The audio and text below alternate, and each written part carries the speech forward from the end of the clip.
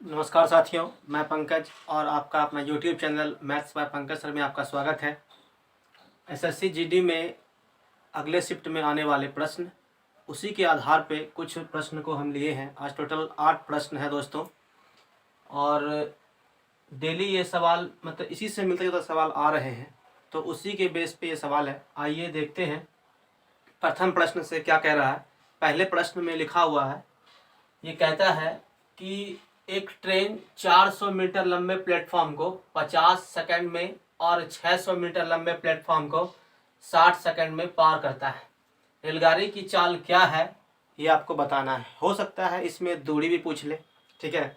तो देखिए, ज्ञात करेंगे। सबसे पहले यहाँ से हम दूरी को ही निकाल लेंगे। चाल को जब बराबर करते हैं तो लिखते हैं, देखिए 400 मीटर एक लंबी ट्रेन है, एक 400 मीटर लंबे प्लेटफॉर्म है, और इसमें रेल की लंबाई को हम ऐड कर दिए तो कुल लंबाई हो गया, ठीक है।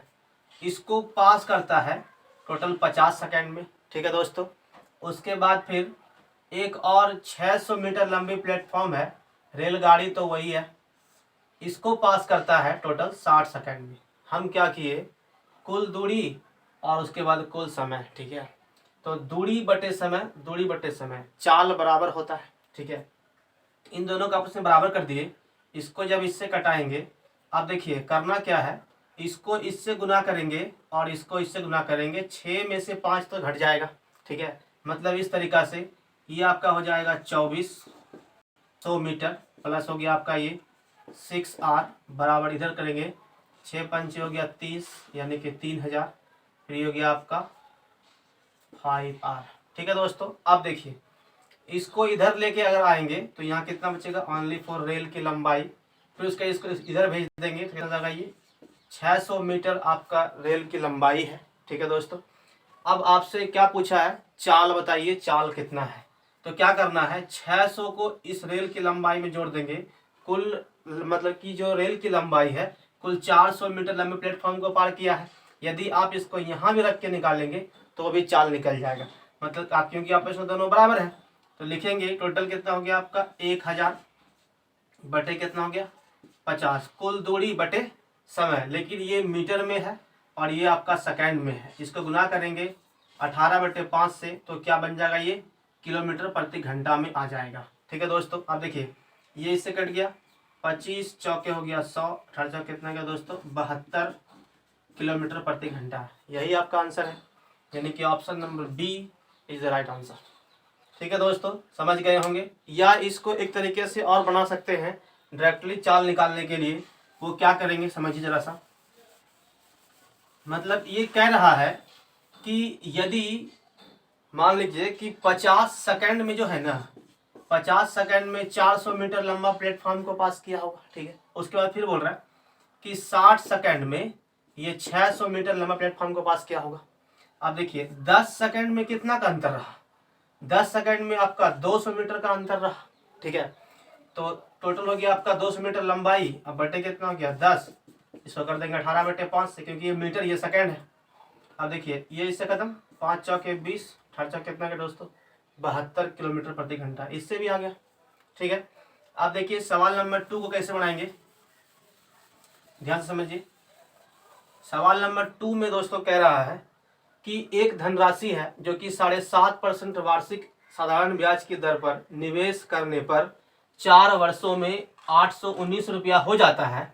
धनराशि कितनी है बताइए, ठीक है। तो इसे बनाने के लिए देखिए, आपको पहले पता होगा कि ब्याज जो होता है ना, वो क्या होता है। ब्याज में आपका जानते हैं कि जैसे हम कहें कि देखिए SI का फार्मूला जैसे लिखते हैं P into T into R बटे क्या होता है आपका 100। अब हम कह सकते हैं यहाँ से कि यदि आपके पास, आपसे देखिए यहाँ पूछा हुआ है कि इतना रुपया हो जाता है, मतलब वो मिश्रधन लिखा हुआ है। 819 रुपया तो मिश्रधन है, इसमें मूलधन भी है और उसमें ब्याज भी है। तो ब्याज को केवल अगर हम अलग करना चाहेंगे तो क्या लिखेंगे 819 माइनस मान लेंगे P, यानी कि हम क्या किए, मिश्रधन में से मूलधन को माइनस कर लिए, तो आपका क्या बन गया ब्याज जो लिखा हुआ है। अब देखिए P का वैल्यू हमको निकालना ही है, इंटू टी का मान कितना दिया हुआ है आपका दोस्तों 4 साल दिया हुआ है, और रेट है 7.5, ठीक है, इंटू ये हो गया 100, पॉइंट रख दीजिए, ये हो गया 25 तिया 25 चौके 100। अब देखिए ये कट जाएगा इससे 10 मरते में। अब यहाँ पे कितना बच गया दोस्तों, 3p और ये 10p, इस तरीका से लिखेंगे 3p/10p। अगर ये p इस साइड आएगा तो ये कितना बन जाएगा दोस्तों, अब देखिए यहाँ पे लिखेंगे 819 माइनस हो गया p, हम यहाँ पे डाल रहे हैं ऊपर।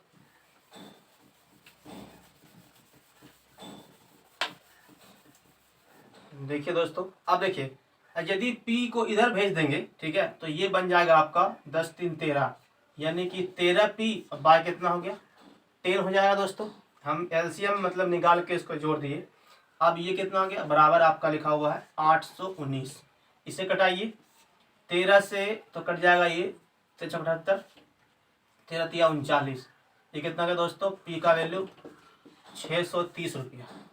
यही आपका आंसर है दोस्तों, option number A is the right answer. अब देखिए सवाल नंबर 3 को कैसे बनाएंगे, इसे भी ध्यान से समझिए। इस तरह के सवाल दोस्तों आ रहे हैं एसएसजीडी में, आपको समझना होगा। आप देखिए सवाल नंबर 3 में क्या कह रहा है, इसे बनाएंगे। तो देखिए सवाल नंबर 3 को समझिए।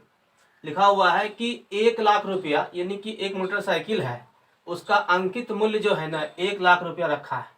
दुकानदार ने पूर्ण नगद भुगतान करने पर 12,000 रुपया का सीधा छूट देता है।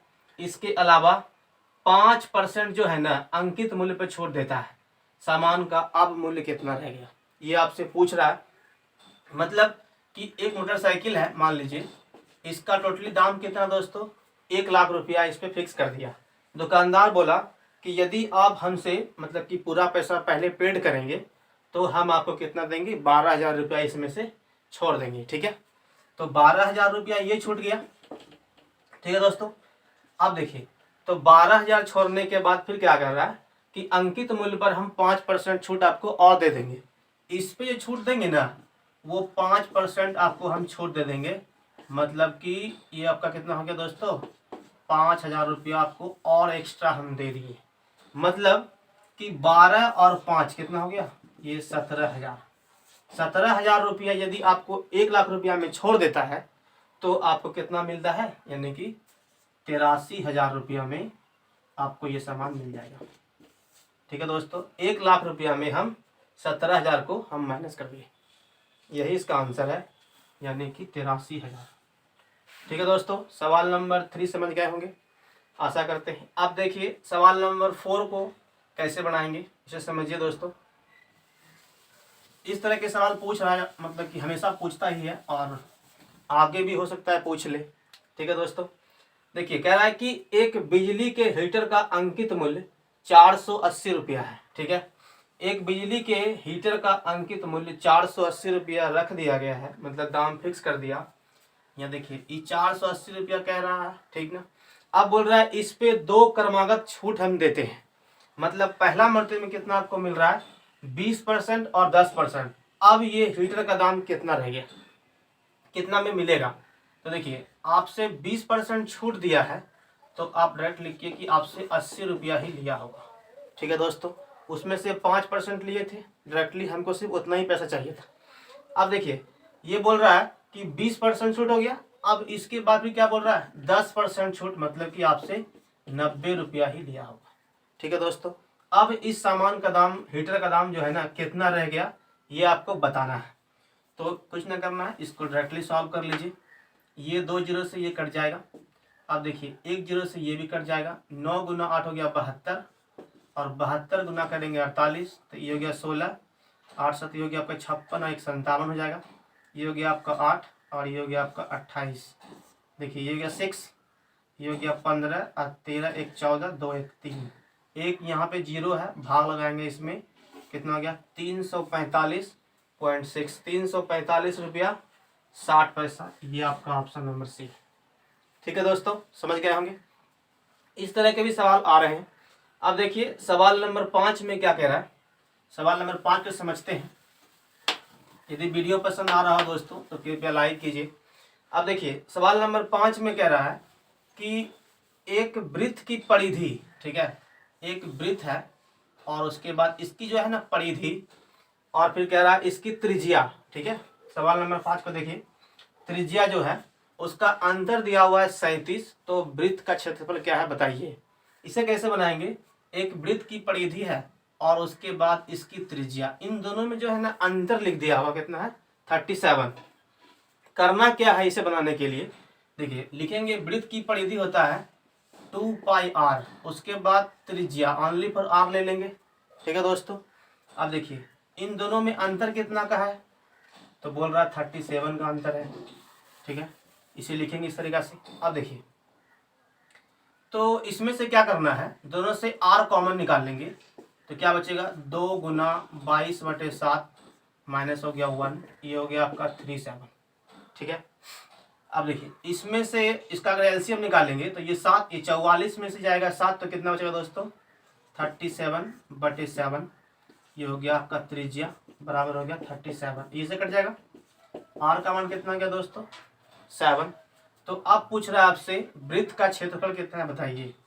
देखिए क्षेत्रफल का फॉर्मूला क्या होता है, πr², तो ये हो गया 22/7, आर का वैल्यू दिया हुआ है 7 × 7, ये से कट जाएगा, कितना गया 154 सेंटीमीटर स्क्वायर। सेम ही वहां पे लिखा हुआ था, छूट गया शायद।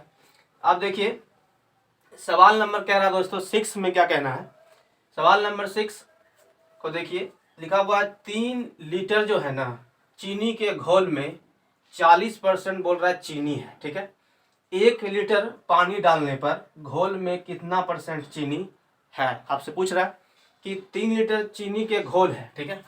इसे बनाएंगे दोस्तों, देखिए इस तरीका से शॉर्ट में इसको बनाएंगे, लिखेंगे कि 3 लीटर जो है ना, अभी आपके पास चीनी का घोल है, मतलब इसमें कुछ हो सकता है पानी मिला हुआ घोल है, तो अब कह रहा है कि इसमें 40% जो है ना चीनी है, टोटल कितना है 40% चीनी है। अब कह रहा है कि 1 लीटर पानी इसमें डाल दीजिए, इस 3 में जो है ना 1 डाल दिए तो कितना का दोस्तों 4 हो गया। इसको हम बराबर के मेथड से बनाना है। अब देखिए फिर बोल रहा है इसमें कितना % चीनी है, हमको पता नहीं, तो इसे मान लेंगे x%, ठीक है दोस्तों। अब देखिए इसे सॉल्व करेंगे तो कितना आंसर आएगा, ये इससे कट जाएगा, कितना हो गया आपका 4 दाही 40, 10 तिया 30, ये कितना का दोस्तों x का वैल्यू 30%, 10 से 40, हाँ ठीक है 30% इसका आंसर आएगा। अब देखिए सवाल नंबर दोस्तों 7, ये 2 सवाल अलग से ले लिए। देखिए सवाल नंबर 7 में क्या कह रहा है, लिखा हुआ है कि आपसे बोल रहा है 288 अंडर रूट है बाय 128 अंडर रूट है। इसे बनाएंगे तो कैसे बनाएंगे, सबसे पहले देखिए दोनों में रूट लिखा हुआ है, तो हम क्या करेंगे होल पावर, यानी कि दोनों में देखिए 288 और ये 128, इस पूरे पे रूट हो गया। इसे हम अलग अलग भी कर सकते हैं, जैसे किया हुआ था पहले से, इसको हम 7 कर लिए, इसको कटाइए। अब देखिए 4 से 2 मर्द, ये 4 दिया 12 हो गया और 4 दूना 8 हो गया। फिर देखिए 4 7 28 और 4 दूना 8, फिर ये कटेगा 8 चौके 32 और 8 नंबर 72। अब कितना आ गया दोस्तों ये 9/4। फिर से इसे आप अलग अलग कीजिएगा, ठीक है, मतलब इस तरीका से ये 9 और ये √4, मतलब कितना आ गया 3/2। नहीं तो डायरेक्टली आप यहाँ से बोल सकते हैं कि ये 3/2 इसका आंसर होगा, ठीक है दोस्तों, समझ गए होंगे। अब देखिए सवाल नंबर 8, ये लास्ट प्रश्न है आज का। इसको देखिए लिखा हुआ है 1.21 × 0.9, फिर लिखा हुआ दोस्तों कि 1.1 × 0.11। देखिए इसमें लिखा हुआ है, यहाँ पे समझ रहे हैं आप कि 2 अंक के बाद ये पॉइंट है, फिर उसके बाद ये 1 अंक के बाद पॉइंट है, ठीक है, फिर ये 1 अंक के बाद है, मतलब कि यहाँ पे 1 अंक 2 1 3 अंक के बाद है, यहाँ भी देखिए 2 अंक और 1 3 अंक, 3 अंक के बाद दोनों में पॉइंट आपस में क्या है बराबर है, ऊपर नीचे। तो क्या करेंगे इसमें, इसे और इसे यहाँ से पॉइंट हटा देंगे, ये पॉइंट सब कट गया, नहीं तो आप समझिए फिर से, ये देखिए 1 पॉइंट उड़ाएंगे तो यहाँ पे 10 होगा, फिर यहाँ पे 100 जगह यहाँ 1000 हो गया, फिर यहाँ से देखिए पॉइंट उड़ाएंगे 10 यहाँ पे आएगा, 100 यहाँ, 1000 यहाँ भी हो गया, दोनों आपस में क्या आ जाएगा कट जाएगा, इसलिए। अब देखिए 11 से जगह है इसमें 11 मरते में, फिर देखिए 11 से ये भी चल जाएगा, कितना है दोस्तों 9 अंडर रूट में है, मतलब इसका आंसर क्या है 3 है। ठीक है दोस्तों, आशा करते हैं वीडियो पसंद आया होगा। यदि वीडियो पसंद आए तो कृपया लाइक कीजिए और शेयर कीजिए और चैनल को सब्सक्राइब भी कीजिए। थैंक यू दोस्तों, मिलते हैं अगले वीडियो में, तब तक के लिए थैंक यू।